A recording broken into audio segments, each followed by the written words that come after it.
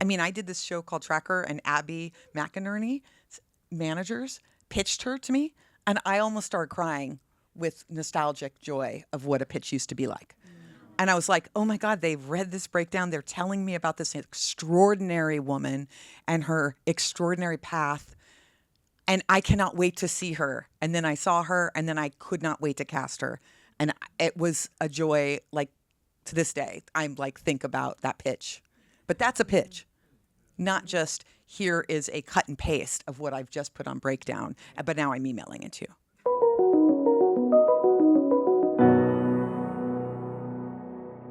I just wanted to start off by basically asking you about these projects that you're nominated for this year by your peers, the CSA. And sort of if you could walk us through each of you, your individual audition process, and maybe speaking specifically about those who auditioned and how the audition process went, callback, Zoom, in person, all of it. Why don't we start with you, Tiffany? Well, I guess we're talking about Wicked.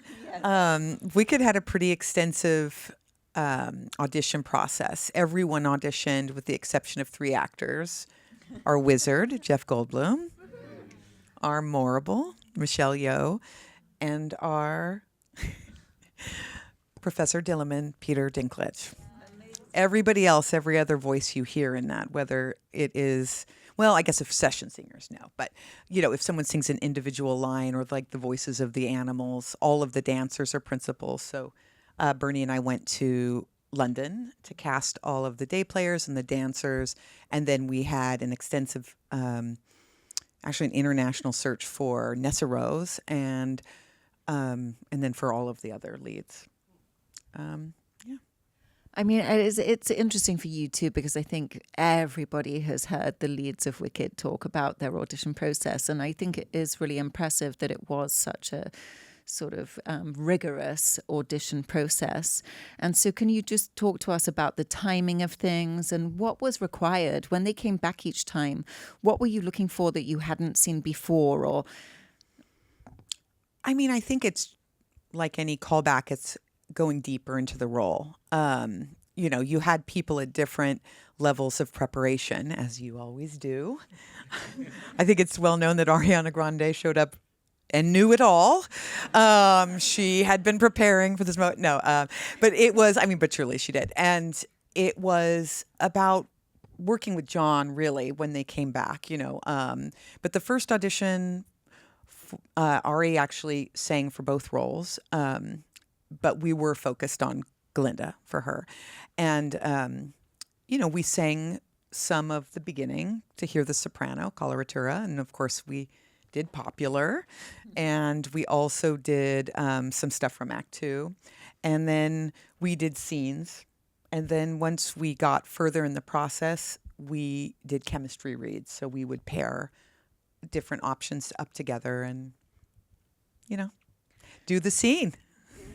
So I'm going to come back to audition scenes and how you make those choices and chemistry reads after we've heard a little bit from everybody. But thank you for bringing those things up. So Findley, Elsbeth, yeah, so incredible showrunners, the Kings.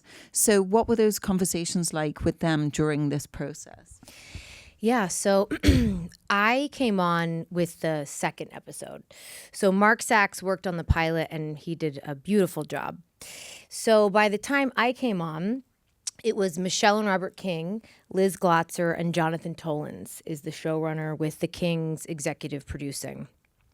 So, you know, when I first came on, we talked a lot about how is this show going to differentiate itself from the legacy series of The Good Wife and The Good Fight? And what is the tone and world of this new show? So, you know, one of the challenges with casting a new show is nobody knows what it is yet.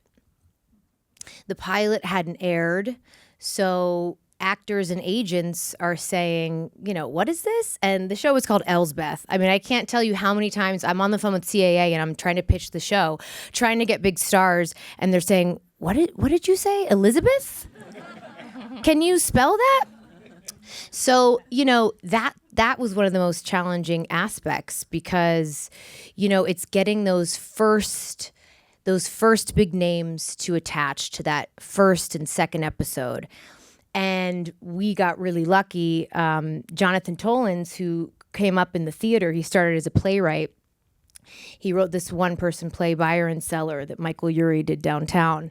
And so he had come up in the theater, and he had a really strong relationship with Jesse Tyler Ferguson. So he'd actually written Buyer and Seller for Jesse, and Jesse couldn't do it due to scheduling, so that's why Michael Urie did it. So anyhow, Jesse came on board for that first episode after the pilot because of their relationship, and we got really lucky there.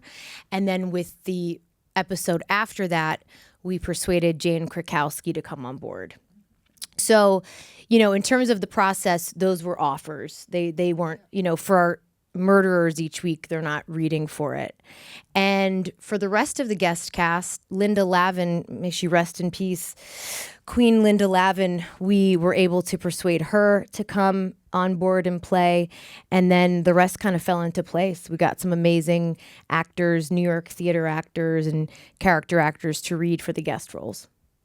Amazing. We're going to come back to all of it. But Miss Jessica Kelly, can you share us a little bit about the genesis of your project? Yes. Well, the two. I mean, they're both, it's a little bit more of a dreamy answer, as my projects sometimes tend to be. Magical in a way that, and rare, that they say, we have a very small budget, both very small, but we don't need names. And that's when, it's the best, and it's also the best that those can go forward. And now granted, Jesse Eisenberg and Kieran are names for sure, but most of the casting that I did within the project was could be anybody. And there was many times where, based on where we were shooting, I would have to change which country I was looking for these characters. So that's why you'll see, like, Liza is from the UK and is a musical theater actress in London, and Daniel Oreskes is New York based, and everybody was Paul was on Game of Thrones at the same time. Anyway, so we had to sort of mix and match based on unions and things like that. Anyway, and then Janet Planet, again, I was like, no names, and they're like, no names. I'm like, who do you see? And there's something about Annie Baker's writing that it's like reading a dream. Like, it kind of just sort of came to life while I was reading it, and I just saw Julianne Nicholson, like it was always meant to be her. And she was like, that's who I've been thinking about. And I was like, well, I know she came to me through your script. And then to cast the kid was a huge search, and it's always hard. And I feel like I always get this challenge where it's like, find a kid who would never want to be an actor. And you can find kids that want to be actors very easily, but where do you find the kids that don't want to be actors? And so we would do like music camps, or sort of like very smart schools in Brooklyn that study science. Like, we tried to think outside of the box. It's also hard when it can be from anywhere. It's almost like so much. But very randomly, Zoe was found because it was sent to a dance school in West Virginia. And one of the moms was like, I know a weirdo. My daughter goes to a school with one. And so she didn't go to the dance school. She was just like, this sounds like Carla's weird daughter. And because she was so not an actress, it was uncanny and nerve-wracking to do, but there was nothing ever false about who she was. And my only protection is that, that she really would want to do this. Like, she was perfect for this part. She loved the experience, but that it should be something that she herself really wants to do, because it's just, it's not obvious when you meet her. But I think now she's with Gersh, so she's fine. And I want to talk about audition scenes and how you choose the audition scenes, because that's how you're going to get the faith in the actor that they have the instinct and the imagination or whatever it's going to take for this role. And I really do think that Zoe Ziegler is absolutely incredible. From the opening scene of that movie where she makes the call to her phone mother, and the setup immediately when the mother arrives, it's one of the most brilliant, I think, opening scenes of a movie, and it's absolutely captivating. And it is difficult to find kids. So how did you, was that an audition scene, the opening? I should have chosen it. So how do you choose the auditioning scenes, and how do you have, how do you dig deep enough to know that you've made the right choice? Yeah, unfortunately, we chose a scene where she pretends to be sick and call her piano teacher. And so everyone was like, I'm sick. I'm sick. They were doing so much with just a very simple scene. I probably should have done that opening scene. Regardless, you hate the scene by the end. The director hates the scene.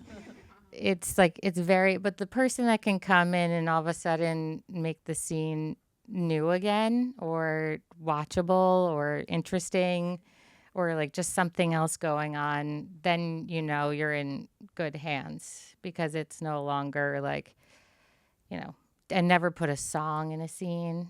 Well, I mean, you have to, but or eating or kissing. No. Well, it sounds like you chose a good scene to weed people out.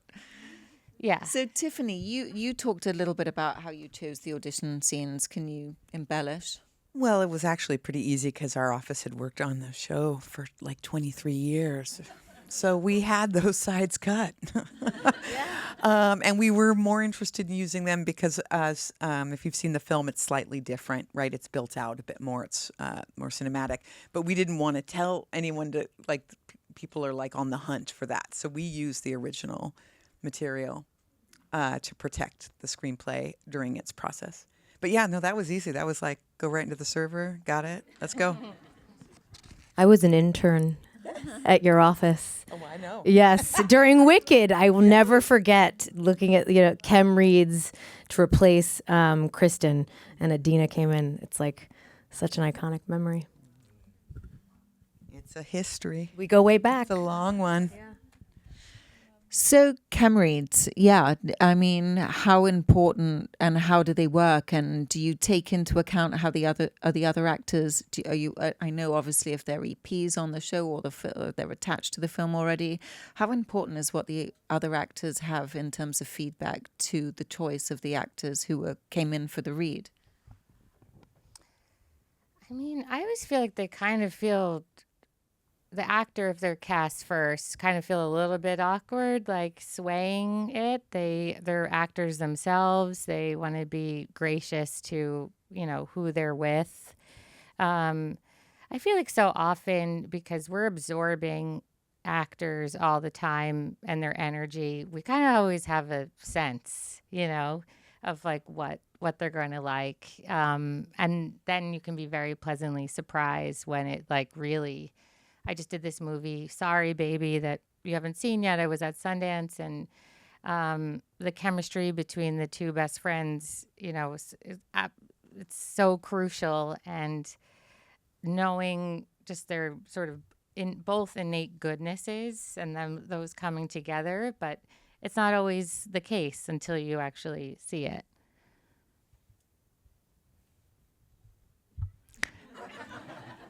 Okay, it's just wondering if you had any stories for us about Kem Reeds, or success stories or mistakes you've seen people make.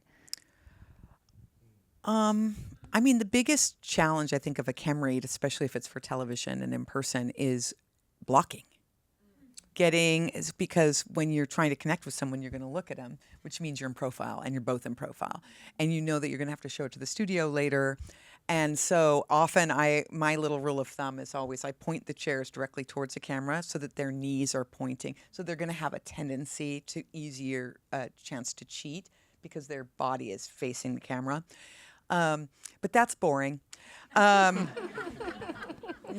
I think it's just about openness and connecting, as acting often is, and talking and really listening. And when you feel that, that's what I think the chemistry is. I think people have behaviors when they have like romantic chemistry. Like I always say, especially if it's like young people, and I'm like, try to look at him, but then don't let him catch you looking at him. That's the key, right? Yeah. That's the trick, because that's what we do when that's the behavior we do when we have a crush on someone, is we kind of want to check them out, but we do not want them to see us doing that. And so if you can like play with that idea, I think in romantic, it can work. And as a result, it's rare that I find the director is actually caring about that, because you can show, you can create it through scene work. But I think it's about openness, who's fun to play with, who rolls with the punches. I did the show Paradise, and we brought in John Beavers and several actors to chemistry read. And at the end, John had done a really great job. And Dan was like, I didn't give him the big scene. I want to give him the big scene. And it's like a 4-page scene, if you've watched Paradise, with Sinatra, the big confrontation scene. And I was ready to protect John to my death, where I was like, if he sucks, we're going to bring him back after he's had time to prepare. We're not deciding with throwing the scene at him. And Dan was like, of course. No, my God, of course. But I just want to see what he does with it. So I took it out to him. I said, could you please look at this new scene? And he was like, sure. He was totally great. Yeah. And then I went in, spent 2 or 3 minutes with Dan, crossing out the Sinatra line, so it's not like a fest of me reading. And then I went back to show John that, and I said, do you want to just read it through with me once? I know this is brand new. And he goes, no, I'm ready. And I was like, what? You've had like 4 minutes with a 4-page scene that you know nothing of what's happening in the plot of this, because no one gets the script, right? He's only had his individual sides. And he came in and he was freaking off book, and we did it. And you could see Dan and John and Glenn were like, holy shit, how did he do that? And then I said, let's just do another one, because now we can have fun. Now we're over the shock that you memorized that scene in 4 minutes. And we did, and we just had fun. And then he got comfortable enough where he's like, can I do some push-ups and then do it? And we're like, please do. And it was like a blast, and it felt like we were doing the show already. Yeah, that it's like an actor is showing you what they're going to do when they show up on set. Yeah. They're revealing who they are. And that's always really telling, because you want to learn that. You want to see, okay, how you respond in the moment to a mistake, if you go up on a line during an audition, or if the reader drops your line or something startles you, how actors handle it in the moment, whether it's in the room or on a Zoom, shows you how they're going to handle those kinds of things on set. Right. So I'm always looking to see if someone is game and how they handle obstacles. And how important is it in film or TV if an actor does a great audition but the lines aren't quite right? I mean, No, it never has mattered before. It's all about energy, and immediately. I know you guys have heard this, that a lot of things can be decided very quickly about. Do you just feel like what I imagined, what the director imagined? It doesn't mean that you can't still do an amazing audition or be remembered, even if like those first initial things aren't, matching up. I have been finding an interesting line that I feel like everyone has a different teacher about this, where it's like, don't do too much. I'm cool. I got it. And be eager and want to be there. And it's like every time it's different versus like the director. But I do think that there's such good actors that kind of don't let the director know that they want it, that they want to be there, that they want to do it. They're so in their process, because I'm sure that steals them. But I think there is a little add to just, I respect this art. I'm an artist too. You're going to be the director, so I'm going to show you what I think it should be, but like, please let me know. You don't say any of this, but it's the energy of that it's a community, but there's also that that you want it. They're just like, it feels good to know that somebody wants to be there, and, you know, somebody will read that in 4 minutes and be like, I love this, let's go. You know, it's really just like a vibe thing. There's just some amazing Juilliard kids that come out that are like, you know, really steeled. And I'm like, if you just like smiled once, I'm sure, I'm sure they would know that they could be able to work with you, you know. It's off topic, but I've been thinking about it a lot because it's like you get told the opposite things all the time, and I don't have the answer, but But I think that is important. It sounds to me like it's relaxation. Like I'm sure they want to be taken as professionals and serious, and I think it's about relaxation and being ready to play, and maybe. Right. Yeah. And sometimes I wonder if there's some self-sabotage going on when that happens. You know, my big thing is when you're coming into a room, it's like read the room, feel the room, be prepared, and don't self-sabotage. And when I say self-sabotage, it means, you know, like if you're coming in for a director session or a producer session, don't come in and tell us, I just got the sides last night. You know, it's just a form of self-sabotage to lower the expectation because it's easier to exceed expectations than meet them. And I think sometimes what Jess is describing can sometimes be the personality and or the nerves that an actor brings into the room. Because, by the way, auditioning is the worst. And, you know, it is so nerve-wracking. And we know this. We spend our career in these rooms. So I think it's also always good to remember that we're all in it together. We want, you know, for director sessions and producer sessions, the higher you get in the process, the higher up the food chain you get, the more nervous I'm getting, because we want you to succeed. We want you to nail it. We want you to get the job. So, you know, when you were talking about this, I just thought, you know, sometimes I wonder if some of that is protectiveness, a protection, or some form of self-sabotage. I was wondering when you were talking about the process, because one thing about Elsbeth that is remarkable is the guest stars that have come on and done every episode. It's just like a litany of like people we love to watch.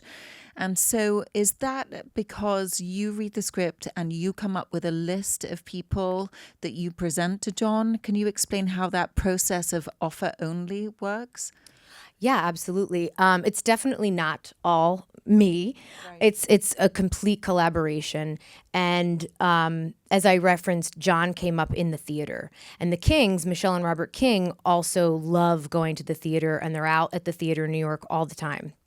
So that's John's sensibility. And I started at the Telsey office. I live in New York. I'm out at the theater all the time.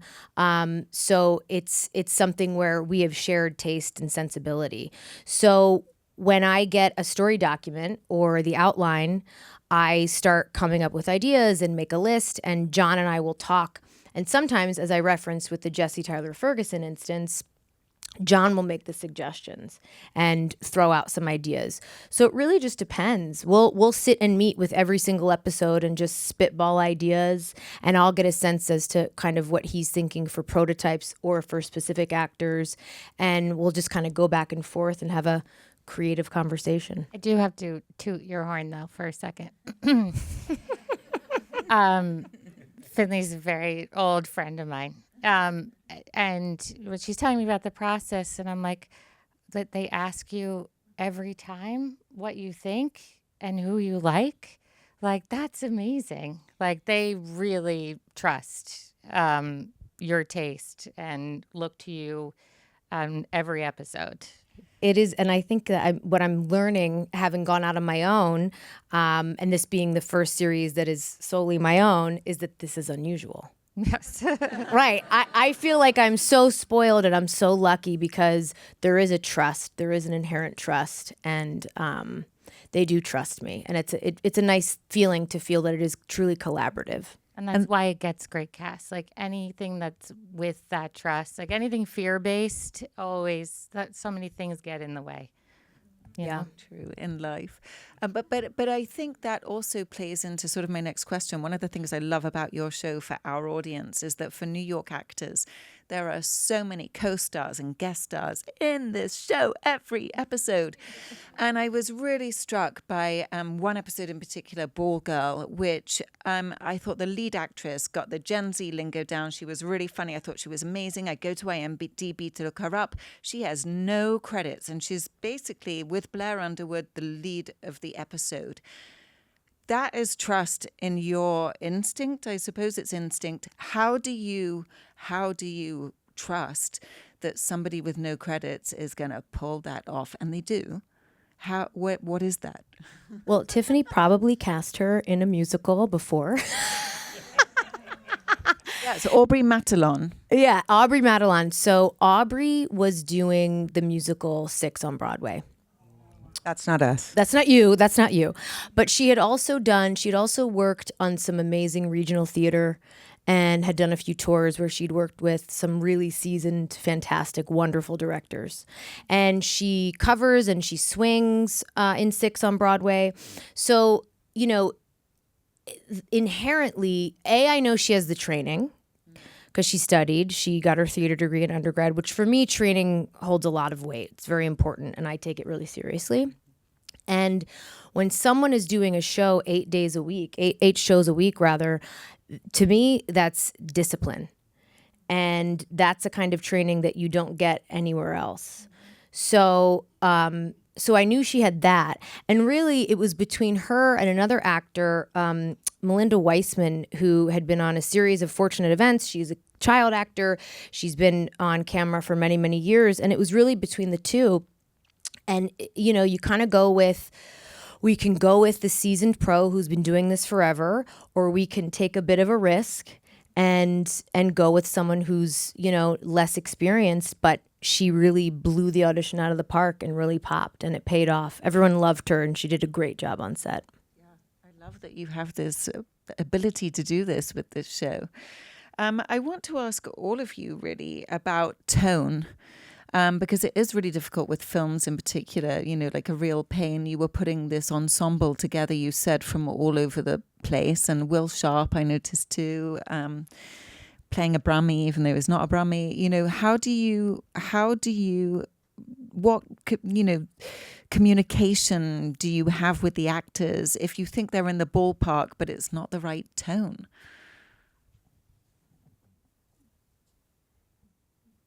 Is it me? Is it my question? Well, I mean, almost all of them auditioned, so you can tell. Tone. I had worked with Jesse on his movie before that, so I knew his tone. I knew him. He doesn't love in-person auditions because he's like, that must be awful for everyone. Like, I could never put anybody through something so horrible. He's like, what do I do? I can't say no.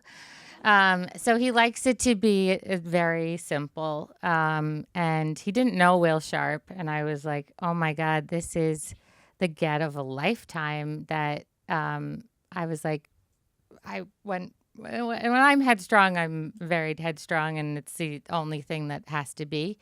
And I was like, it's going to be Will Sharp. He's like, I don't know him. And I'm like, he's going to read it and hopefully he likes it, because it was not, the movie was not about him, that part, or the others. And it's always interesting. Like, we went to a very famous actress for the Jennifer Grey part, and she was like, can I have a scene, at the graves crying myself, or, and Jesse's like, I just don't have the time. They keep taking pages away from me already with the budget, and this budget's smaller than my first movie, which is weird.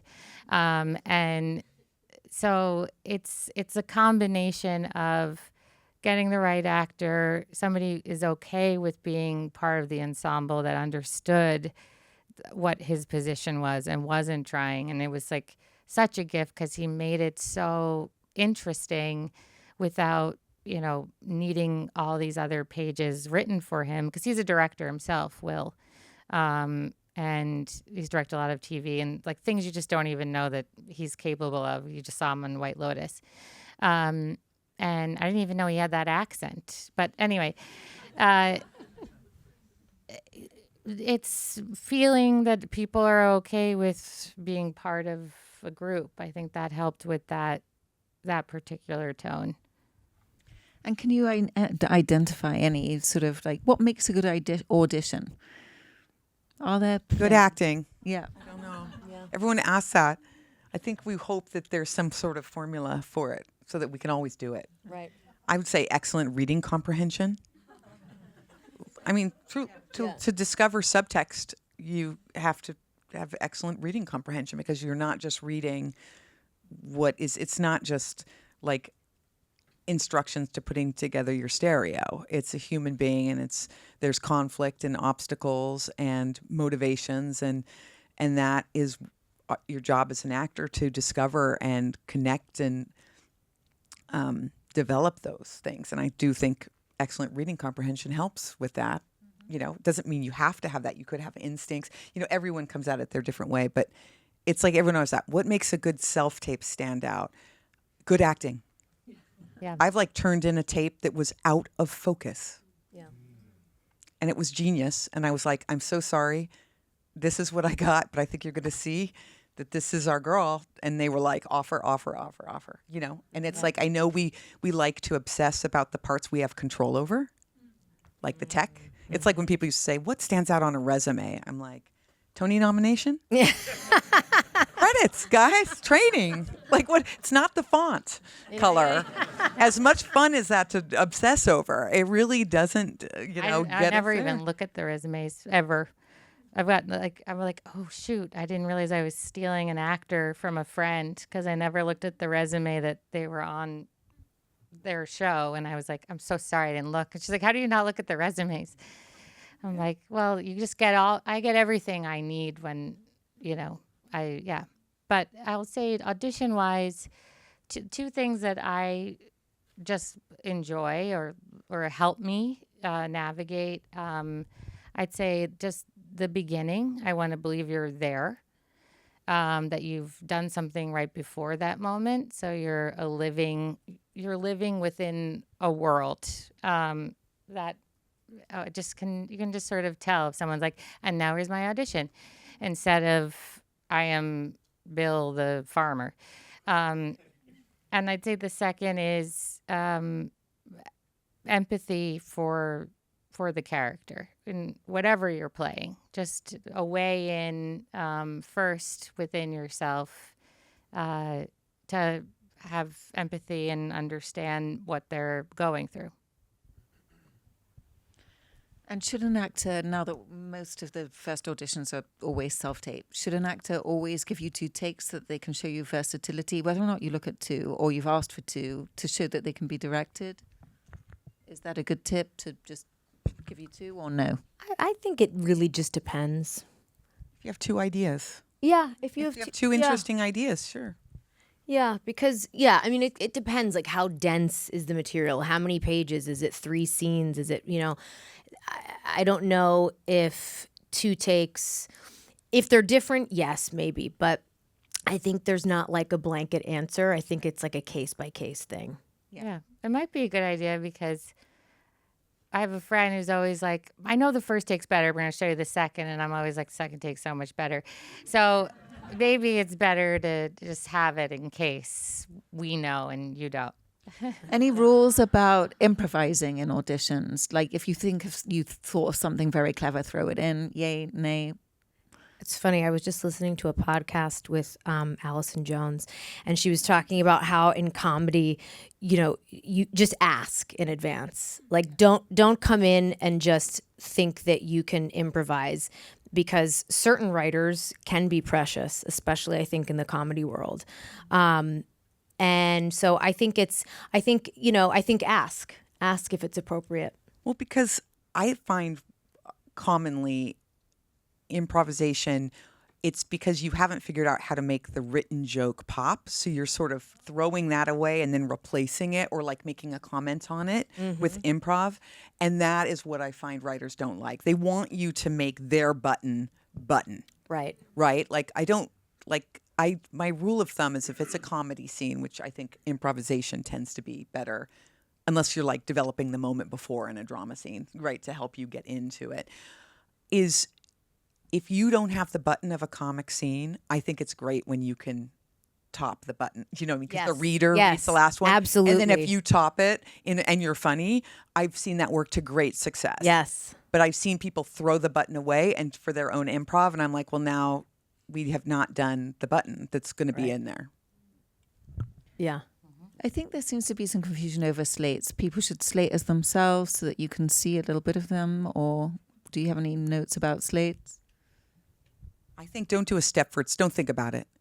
Because it's the first time they might see you, although we've started to edit our EcoCast so it's last. Because we don't like them. And they're inauthentic. And you're like, hi, I'm blah, blah, blah. I'm 5'7", and I live in some town that is different than what your agent told you. So my agent told you. And so we don't like it. But like, it's inauthentic. And it was David Costabile, you know. One time I was doing a commercial and Jason Butler Harner and David Costabile were paired up to do the scene. And Jason was like, I hate doing the slate. It's so weird. Like, what do I do? And David's like, just say your name. However you feel. If you're bad. He goes, because it's the first moment they see you. And then at least it'll be authentic. And I thought that was such a good advice because it's a marker. It's not a thing. Right. Do you know what I mean? It's like that resume. Yeah. Don't think too much about it. It's not a big deal. It's like, hey, this is my stats. Yeah. Awesome. I've got some questions from the audience. I'm just going to rip through them. I know you have a really hard out, Tiffany. Okay, so Emily is asking, how important is social media? Do we really need to have it? I have a stock answer for this. Yeah. Okay. Are you sure? Okay. It's fame, guys. It's not a new concept, right? Elizabeth Taylor would be in most of the movies of the years that she was a star. How many magazine covers on? What's your IMDb score? What's this? If you get onto a show, they create a social media for you, right? It's a business. So some people, yeah, it matters when it's like Selena Gomez's and it's millions of people, but not typically. But it's like fame, like pursuing fame. There's easier ways to get famous, right? I think we've seen them. But it's just pursue the art and that stuff will come. The only time I really use social media is to explain to an older person why this younger person is famous. Right? Because it's a way that you can say, instead of saying they were on Vogue last year or they were the cover of Entertainment Weekly. Do you remember those days? Yeah, last week they were on Entertainment Weekly. Now they've got 1.7 followers. You don't realize because you don't watch the Disney Channel. Yeah. But they're a famous young person. It's when they want someone famous, they want someone famous. Yeah. Yeah. It doesn't necessarily hurt either way. It can. That's true, but I mean, for me, if you have lots of followers, I'm not going to have a negative response, but I don't necessarily have a positive one. Yeah, that's good to know. Bruna Fischetti, I hope I apologize in advance if I ruin any names. How compromising is it to have a foreign accent when no accent is specified? I mean, I think today it gives it a flair. I think it's if there is nothing specific or it's not in rural Alabama, like there are certain things that are going to be part of history that we can't change unless it's completely like blind casting. But yeah, I'm cool with it. Great. Eileen Grubber is saying, for those who have been in the biz forever with a lot of credits, but perhaps not the biggest agency, how do you get into your office? What would you advise in terms of getting on your radar? I'm like, who are you? Just let me know. Tell me who you're with. I don't know. Yeah, I think it's pursuing the work. Like we're out there. We're out watching television, watching film, at the theater, at comedy clubs, at showcases, at improv shows. So I think pursuing the work as opposed to focusing on getting in the door is a stronger compass to have. This is sort of a follow-up from Scott Perry, who is asking about the state of agency relations these days. I'm not sure exactly what that relates to, but he's saying for actors who are seeking co-star and guest star roles, are you more likely to take a pitch and notice when an agent submits to you, or otherwise, are they in a stack of 2,000 submissions? You can see my face. I don't know if you guys are experiencing this in New York, but right now, every agent submits on Breakdown and then emails us. Yeah. And I am done. Because they're not pitching. It's not a pitch. It's saying this person has a pulse and a dream. A pitch sounds like they just got nominated for an Obie Award and are coming off of this, or this person just worked on your director. It's something specific, not like this is an actor. Got it. Especially when they're like, I read the Breakdown and I have the perfect actor. And I'm like, that Breakdown is bartender, any gender, any age. Like, what was it that sparked it? I just think it's BS and it's a waste of time. And I'm starting to write back and say, don't send me emails like this. It'd be better if you just waited like a week, because everybody does it the next day and it's a C. You can't get your emails you actually need. Like, that's the problem. And if they had a pitch, I mean, I did this show called Tracker, and Abby McInerney, managers, pitched her to me, and I almost started crying with nostalgic joy of what a pitch used to be like. And I was like, oh my God, they've read this Breakdown. They're telling me about this extraordinary woman and her extraordinary path. And I cannot wait to see her. And then I saw her, and then I could not wait to cast her. And it was a joy, like, to this day. I'm like, think about that pitch.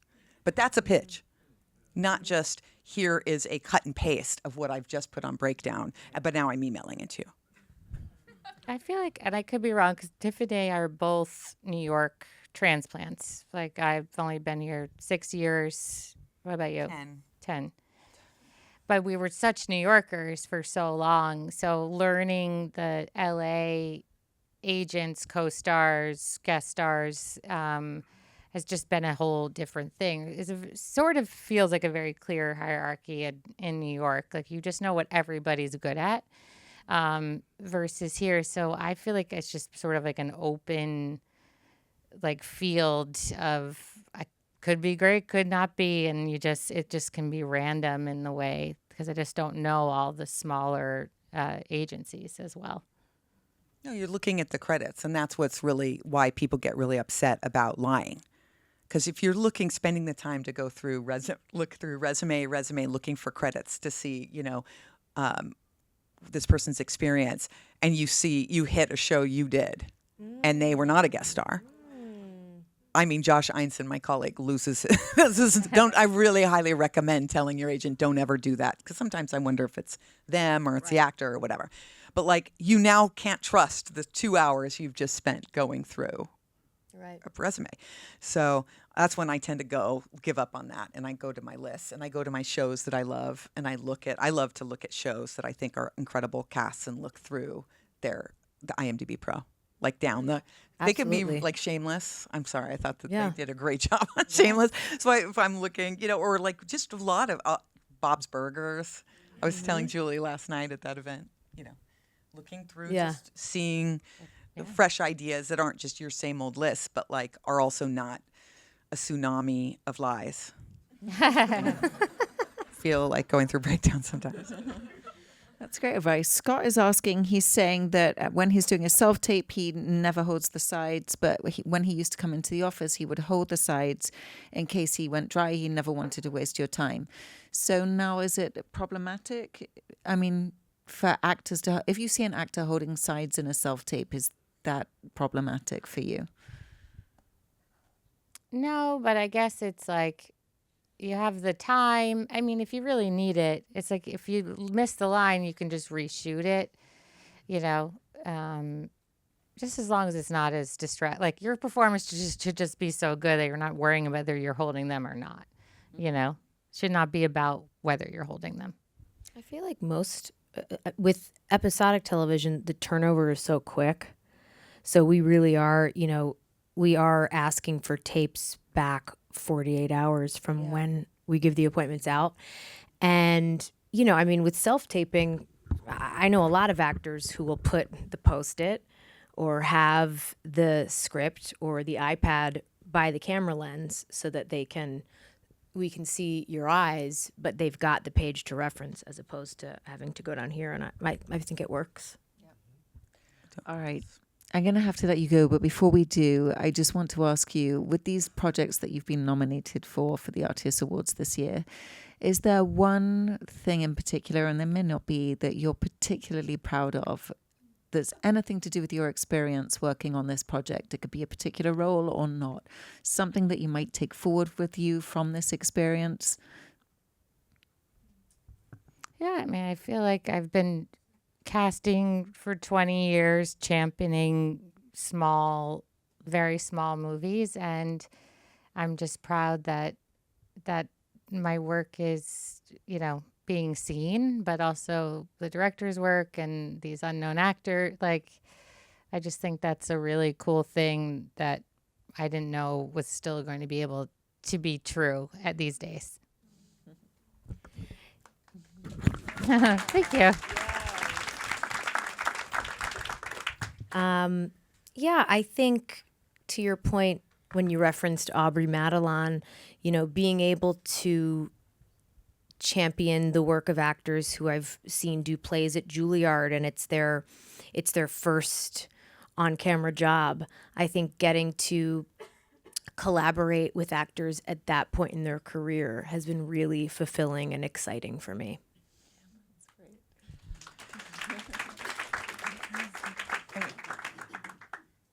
Wicked was such a family, having worked with Mark Platt many times and John Chu and obviously Stephen and Winnie and the show. Like, it's just so I think we felt immense pressure to live up to to please the fans, really. And that process was so joyous, and I think we could have had a lot of fear. And it took time. We like to say we cast one person every 6 months. But every decision felt really, really important. And so I would say that it's really getting to cast an ensemble like that. That sounds cheesy maybe, but I'm really proud of everyone. You know, Ethan and Johnny, and I mean, Johnny, wow. You know, I would start crying. But, and Marissa, who, you know, we thought, how are we going to thread this needle of finding someone who can handle this? Because there has been so little representation.